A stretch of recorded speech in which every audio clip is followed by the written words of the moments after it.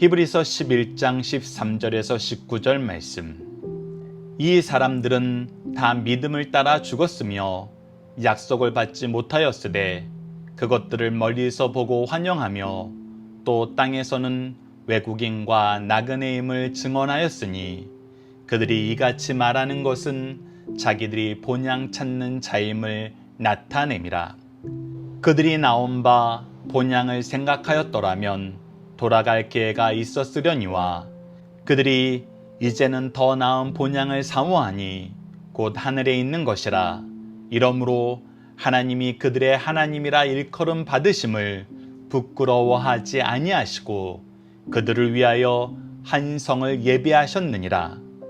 아브라함은 시험을 받을 때 믿음으로 이삭을 드렸으니 그는 약속들을 받은 자로되 그 외아들을 드렸느니라. 그에게 이미 말씀하시기를 내 자손이라 칭할 자는 이삭으로 말미암음이라 하셨으니 그가 하나님이 능히 이삭을 죽은 자 가운데서 다시 살리실 줄로 생각한지라.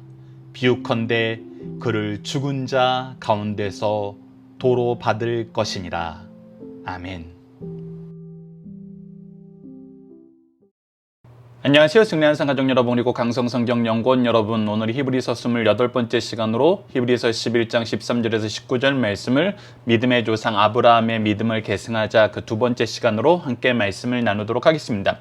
우리는 지난 두 번의 시간을 걸쳐서 우리 믿음의 조상들이 믿음 안에서 어떤 일을 하였느냐라고 했을 때 첫 번째는 이 믿음의 역사가 일어나기 전에 반드시 선행되어야 되는 것이 무엇이냐면 바로 하나님의 말씀을 듣는 것이었습니다. 하나님의 말씀을 듣지 않으면, 들으려고 하지 않으면은 이 믿음의 역사는 일어날 수 없다는 거예요. 왜 그러냐면 믿음은 들음에서 오고 듣는 것은 예수 그리스도의 말씀이라고 하는 거고, 하나님께서 우리에게 끊임없이 가르쳐 주시는 것은 하나님께서 우리에게 행하시고자 하시는 하나님의 뜻과 그 안에서 우리에게 이 뜻 안에서 누리게 하시는 은혜의 언약들이에요. 이 언약을 모르고 하나님의 뜻을 모르면은 우리는 계속해서 잘못된 길로 갈 수밖에 없습니다. 하나님의 말씀을 듣고 하나님의 말씀이 이끄는 대로 가야지 우리가 이 은혜의 역사 안에서 하나님의 능력을 경험하고 하나님의 약속의 성취를 보는 거예요. 그래서 듣는 것이 먼저이고, 이것을 들은 사람들은 어떻게 했냐면 순종하였고 신뢰하였고 충성하였습니다. 그리고 이것은 그 사람 혼자, 그 사람 대에서 끝나는 것이 아니라 항상 이것이 자녀대로 이어졌어요. 그 자녀대로 이어진 대표적인 것이 아브라함과 이삭과 야곱이었고, 그 야곱 이후의 모든 이스라엘 백성들은 하나님의 약속을 따라서 하나님께서 약속하신 곳을 향하여 나아가는 사람들이었다는 것을 우리에게 보여주고 있습니다. 이것이 바로 우리의 믿음의 계보이고 믿음의 역사인 것입니다. 그 내용을 13절에서 이렇게 얘기하고 있습니다. 이 사람들은 다 믿음을 따라 죽었으며 라고 얘기합니다. 이 믿음을 따라 산 사람들이 믿음을 따라 죽었는데, 이 믿음을 따라 죽은 것은 무엇이냐면 이 믿음이 주신 약속을 바라보고 죽었다는 거예요. 애굽에서 살 때 이스라엘 민족이 이제 야곱의 가족들이 요셉을 통해서 애굽에 정착한 다음에 애굽에서 400년을 지내게 되는데, 이 400년을 지내면서 그들은 무엇을 가지고 살았냐면 믿음을 가지고 살았다는 거예요. 하나님께서 주시는 그 약속을 의지하면서 살았어요. 그리고 그것이 이루어질 것을 바라보면서 살았다는 것입니다. 바라보면서 살았던 삶을 믿음에 따라 죽었으며 라고 얘기하고, 약속을 받지 못했을 때 이 약속의 성취는 보지 못하였는데 그것들을 멀리서 보고 환영하며, 하지만 이것이 이루어질 것을 믿고 이루어짐을 기뻐하면서 환영하면서 살았고, 또 땅에서는 외국인과 나그네임을 증언하였느니라. 그리고 나서 우리가 이 땅에서 사는 삶은 하나님의 약속이 이루어질 것을 믿으면서 이 약속을 소망하면서 이 약속을 신뢰하면서 이 약속에 순종하면서 이 약속 안에서 충성하면서 이 약속을 이루는 하나님의 백성으로서의 삶을 사는데, 그 모습이 외국인과 나그네였음을 증언하면서 내가 외국인이며 나그네라고 얘기하는 것이 전혀 부끄럽지 않았다는 거예요. 왜 그랬습니까? 바로 이 외국인이며 나그네인 이 사람들이 누구의 백성이에요? 창조주이시고 통치주이시고 심판주이시고 구원주이신 바로 하나님의 백성이기 때문이죠. 그래서 그들은 나그네이며 외국인의 삶을 살면서 무엇을 바라봤냐면 14절, 그들이 이같이 말하는 것은 자기들이 본향 찾는 자임을 나타내려 합니다.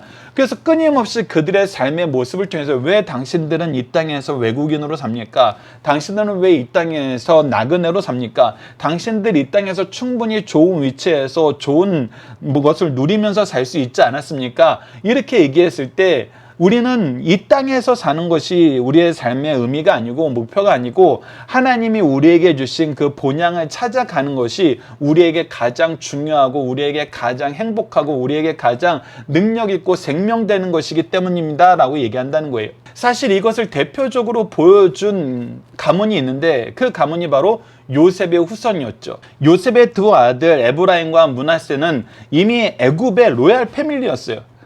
왕족을 제외하고는 가장 존귀한 집안의 사람들이었어요. 그러나 야곱이 이 두 아들들, 두 손자들에게 축복하면서 이 두 아들을 어떻게 합니까? 자기 양조로 들여서 이스라엘의 12지파에 편입되게 만들어요.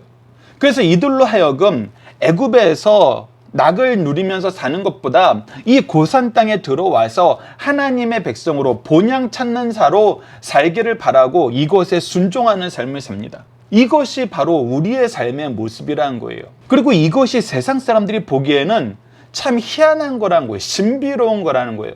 어떤 사람들은 이것을 미련한 것이라고 욕할 수도 있어요. 그 좋은 보좌를, 그 좋은 영향력을, 그 좋은 환경을 왜 버리고 나중에는 고난받고 핍박받고 노예로 불리면서 일부러 그런 곳으로 들어갈 필요가 있냐는 거예요. 하지만 어떻게 했어요? 그들은 믿음을 따라서 자신들이 외국인과 나그네로서 본향 찾는 자임을 나타내는 것을 기뻐하는 삶을 살았어요.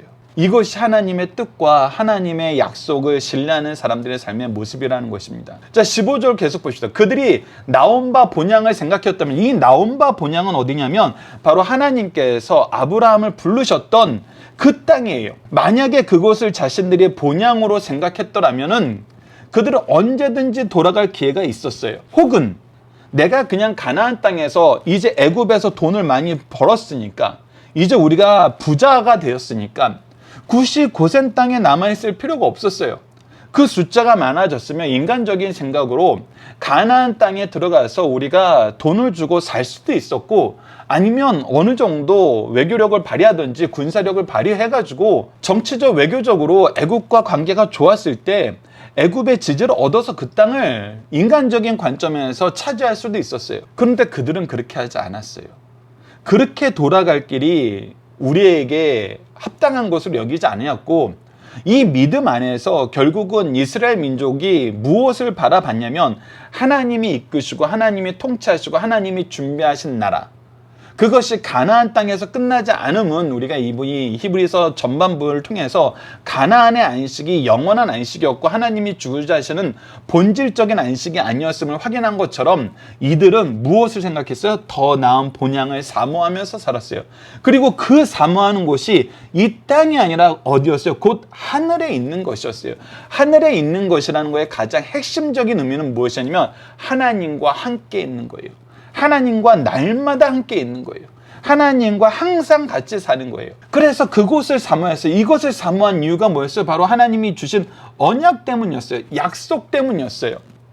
그 약속이 무엇이었는지 우리가 창세기 말씀, 출애굽기 말씀, 그럼 나중에 마태복음 말씀까지 이어서 봅시다. 창세기 28장 13절에 보면은 야곱을 향하여 하나님께서 뭐라고 선언하냐면 또 본즉 여호와께서 그 위에 서서 이르실 때 나는 여호와니 너의 조부 아브라함의 하나님이요 이삭의 하나님이라 내가 누워있는 땅을 내가 너와 내 자손에게 주리니라고 얘기하면서 할아버지의 하나님, 아버지의 하나님이 이제 나의 하나님이 되어서 이 언약을 계속 계승하게 하시겠다는 거예요. 이것은 우리가 아랫부분에서 확인할 거지만 이미 하나님께서 이삭에게 허락하신 것이었어요. 출애굽기 3장 6절에서도 모세를 찾아가서 하나님이 뭐라고 얘기하세요? 또 이르시되 나는 내 조상의 하나님이니 아브라함이 하나님, 이삭이 하나님, 야곱의 하나님이라. 모세가 하나님 뵙기를 두려워하여 얼굴을 가리매라고 얘기했어요. 그리고 나서 출애굽 이후에 하나님께서 이스라엘 민족과 언약을 맺으시고 뭐라고 해서 레위기 26장 12절을 보면 나는 너희 중에 행하여 너희 하나님이 되고 너희는 내 백성이 될 것이라.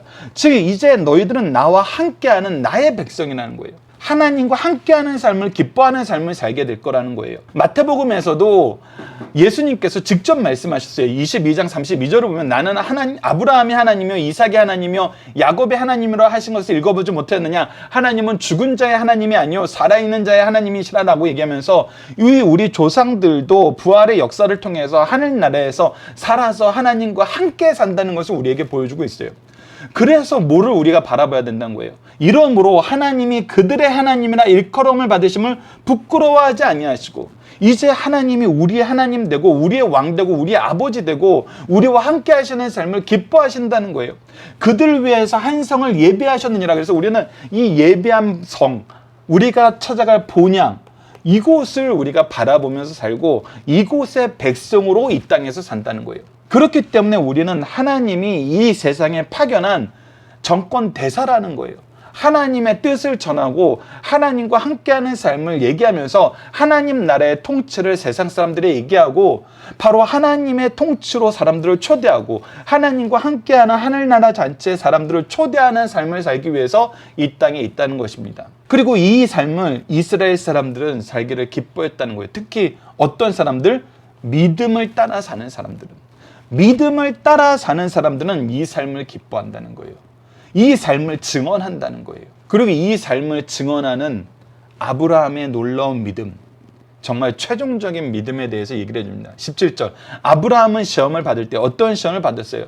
네 아들 이삭을 나에게 바치라는 시험을 받았어요. 그때 어떻게 했어요? 믿음으로 이삭을 드렸어요. 그의 마음은 이미 하나님의 말씀에 순종하였어요. 하나님의 말씀에 순종하였는데 이 말씀에 순종한 이유가 뭐였어요?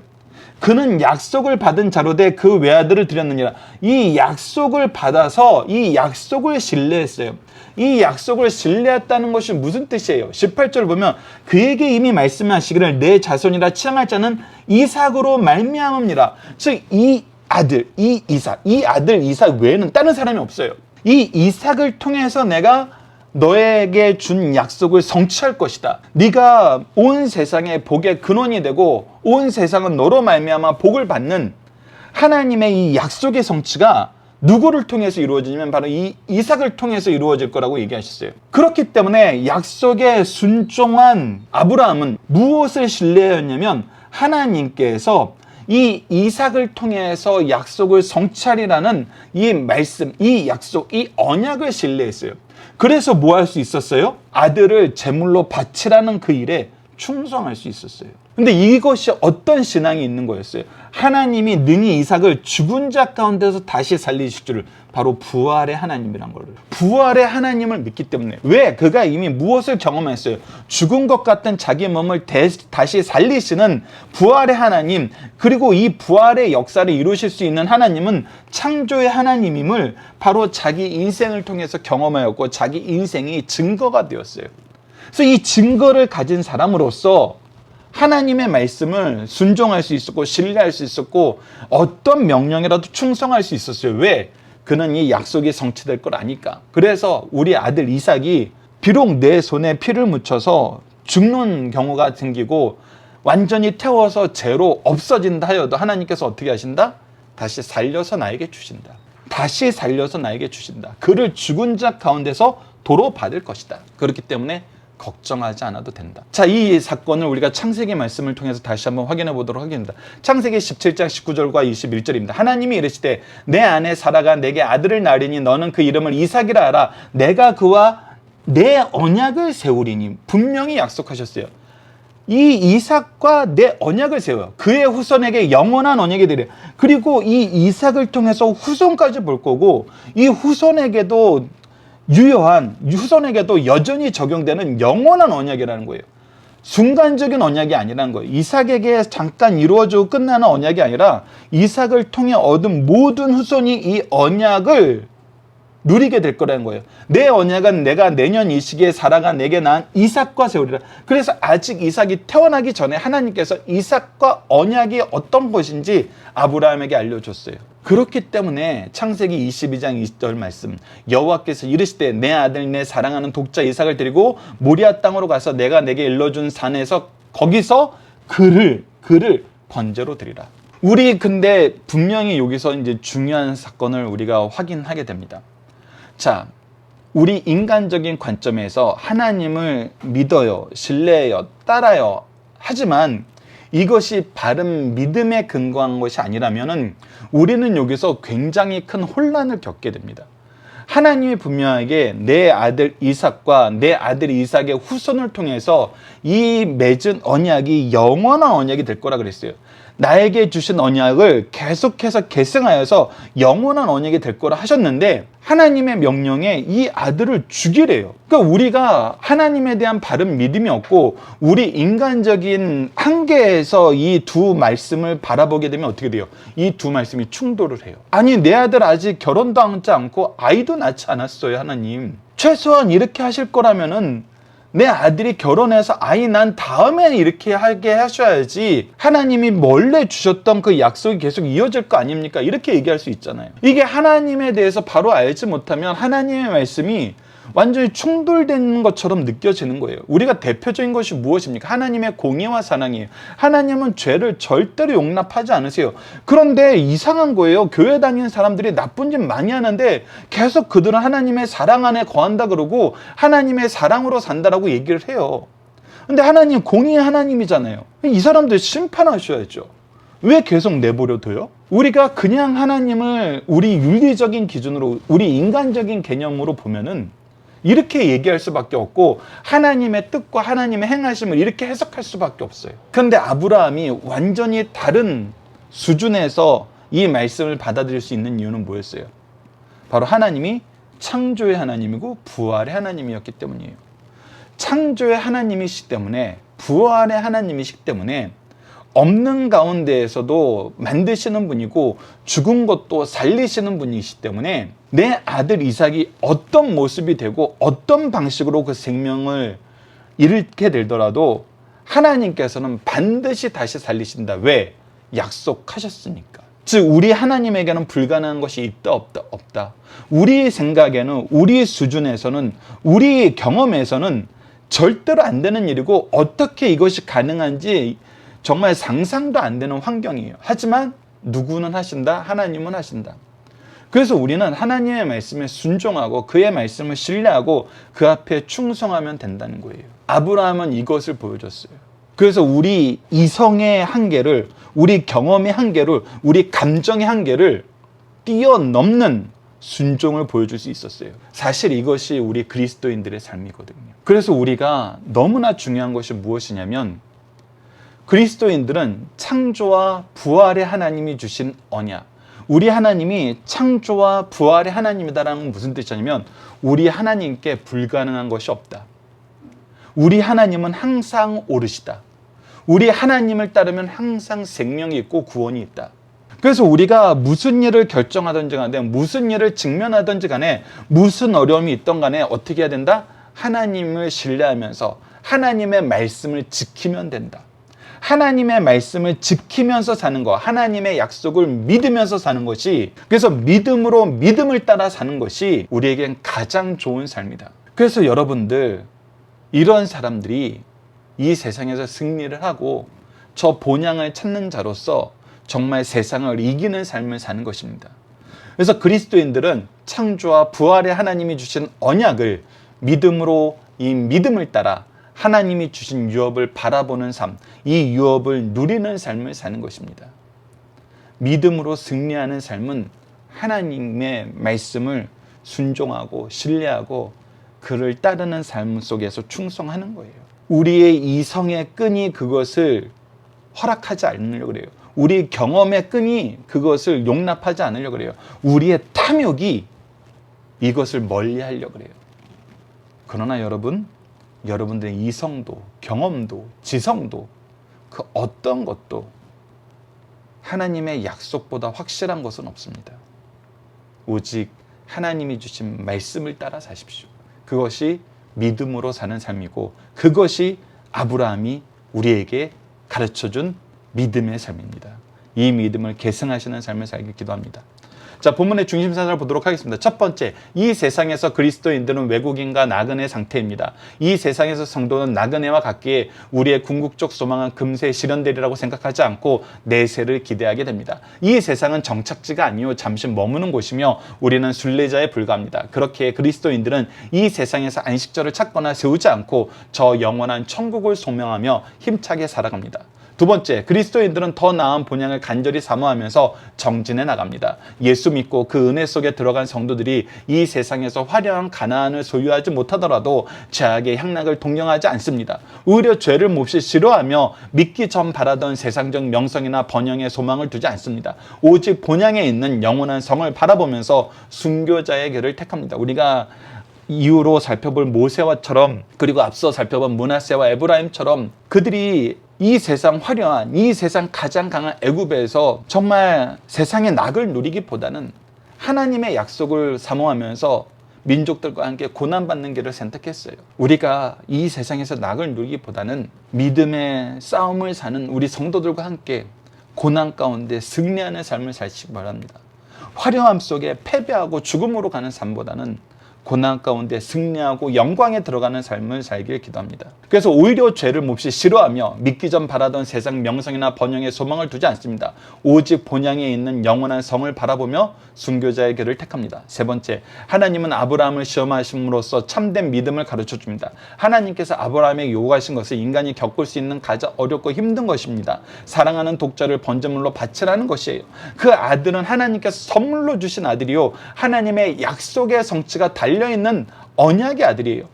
그래서 하나님의 말씀하고도 상반되기 때문에 우리가 따질 수 있어요. 오히려 우리 인간적인 수준에서는 이거 안 따라도 되는 거 아니야? 먼저 준 것이 더 중요한 것이지, 이렇게 생각할 수 있어요. 근데 아브라함은 그렇지 않았다는 거예요.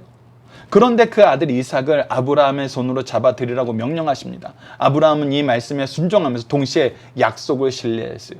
이것이 놀라운 거예요. 이것이 하나님을 바로 믿는 것입니다. 하나님의 은혜를 누리는 삶이에요. 인간의 기준으로는 서로 충돌되어 보이는 이 모질고 거친 시험을 아브라함이 통과할 수 있었던 것은 죽은 자 가운데서 살리사 도로 받으실 것을 믿는 그 믿음, 무슨 믿음? 부활의 믿음이 있었기 때문입니다.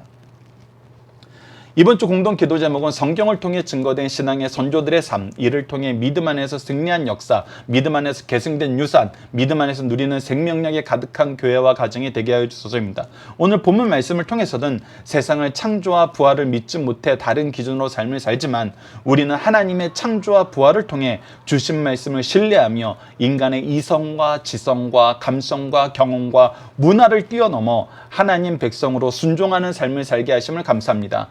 믿음의 증인으로 살게 하여 주소서 기도하는 우리 승리한 상 가족 여러분들, 강성 성경 연구원 여러분들에게 기도합니다. 감사합니다.